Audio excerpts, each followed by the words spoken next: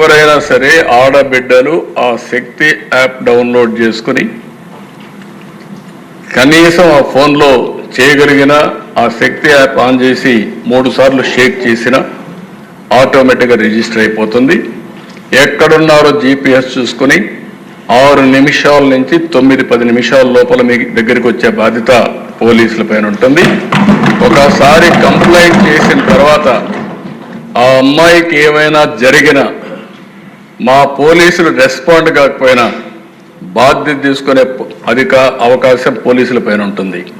ఎందుకంటే ఒకసారి టెక్నాలజీలో రిజిస్టర్ అయిన తర్వాత రేపు క్రైమ్ రిజిస్టర్ అయినప్పుడు మీ ఫెయిల్యూర్ కూడా రిజిస్టర్ అవుతుంది. జాగ్రత్తగా ఉండమని మా పోలీసులు కూడా చెప్తున్నా. ప్రజల్లో చైతన్యం తీసుకొస్తాం. చైతన్యం తీసుకురావడమే కాకుండా ఇటు పోలీసులు అప్రమత్తంగా లేకపోతే వాళ్ళపైన కూడా యాక్షన్ ఉంటుంది. నేను ఐఎమ్ వెరీ క్లియర్. అందుకే టెక్నాలజీ అంటే ఏదో మేము మా ఇష్ట ప్రకారం పెట్టేస్తాం.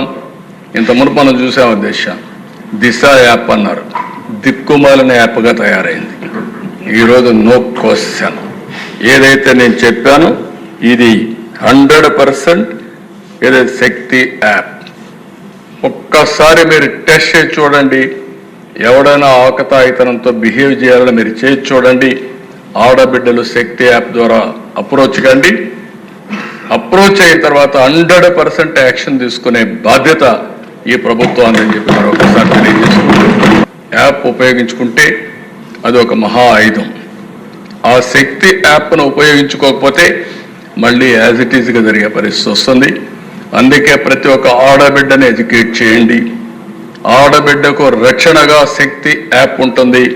దీన్ని పూర్తిగా ఉపయోగించుకునే బాధ్యత ఆడబిడ్డలది.